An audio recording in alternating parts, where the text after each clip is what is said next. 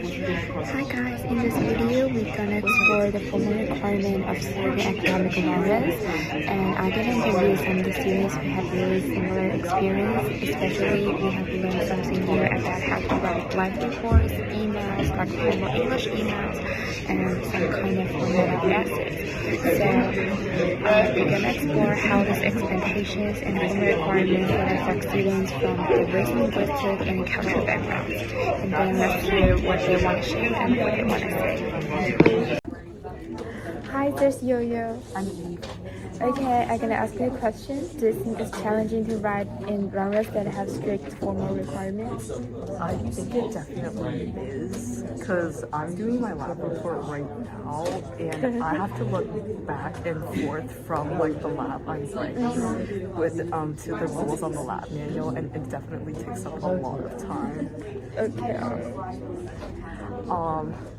I don't know, like, it's annoying, but on the other hand, I do get it, because some scientific papers do want you to reach that level of clarity and format. But one thing that really stresses me out is the grading portion, I guess. Yeah, because it's really hard to follow it, right? Yeah, it's not really like we're actually submitting for a paper or anything. It's like for the professor's sake, and sometimes format doesn't really matter in their like grading content. And I think this goes to another component too, because we have different people like grading different labs. Yeah. So like you don't know where they're gonna grade, and I think another important thing is that the more we're focused on those requirements, the more we actually get lost in it, because I think it just takes the focus off from like writing a scientific paper to like focusing on these formats. Yeah. It removes the purpose, I guess. It's really annoying. Yeah, it is. And another question is about, do you think your cultural background or the linguistic experience affects your writing? I don't really think so, because again, it's a scientific paper. You're not supposed to have any like personal voice or like your perspective. It's supposed to be very objective.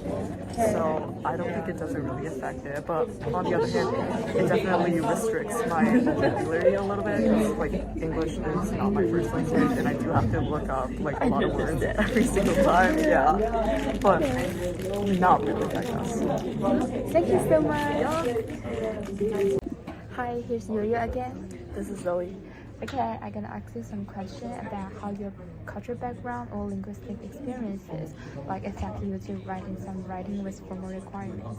Yeah, so first of all, I have Chinese cultural background, and in Chinese, in order to represent the tense of time of specific action, we do not transform the verb into past tense. Instead, we keep the verb in present tense and simply add an adverbial clause to the end of sentence. For example, like I go to school yesterday instead of I went to school yesterday.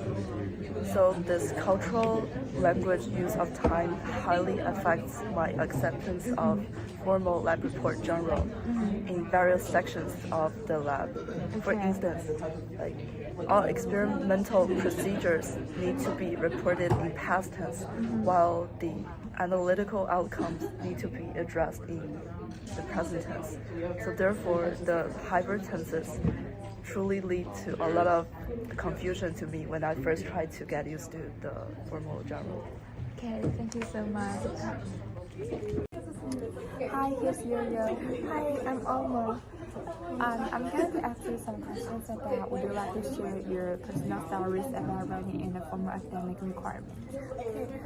At first, I think learning different writing formats such as lab report, I found quite complicated, and there were so many specific rules and structure to follow, and it was overwhelming to remember all of them. I often worry about whether I was formatting my work correctly, rather than focusing on the actual content.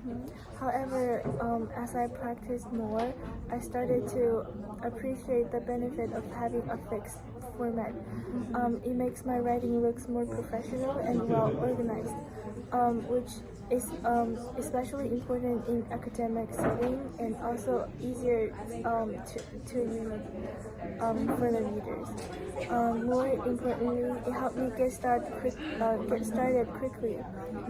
Instead of spending too much of time figure out how to structure my writing, I can follow the format and focus on expressing my idea clearly.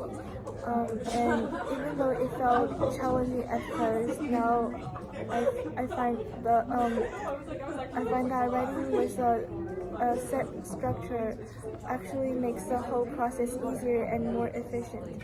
Okay, thank you for sharing. Hi, here's Yo-Yo. I'm Anna. Okay, I'm gonna ask you a question about how do you feel your cultural background or the linguistic experiences that affect you to writing some writings with formal academic requirements. Like, I would say cultural background definitely influences how I feel about formatting in other languages. I'm from China, and I guess most people in China prefer an implicit way of greeting.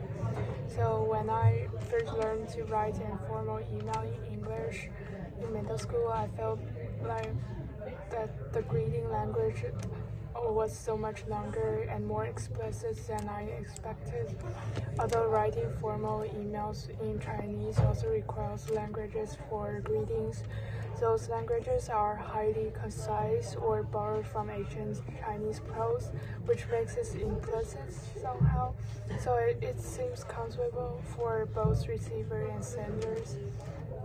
Also, it might be that I was so familiar with my first language that I felt like some greeting languages are kind of repetitively used by people around me, and it ended up with turning into like just a format that lost some of its meaning. Like, for example, sometimes I would just learn and use languages from other people who wrote me emails and applying to similar scenarios without really understanding the meaning of those ancient prose. But like turning into English, it's a new language. It takes me time to kind of really understand the languages from a very fundamental level. So it seems too explicit for me the first time. However, I feel like it's always nice to be polite, and those formatting languages of greetings in emails do make me appear polite and make the email more formal.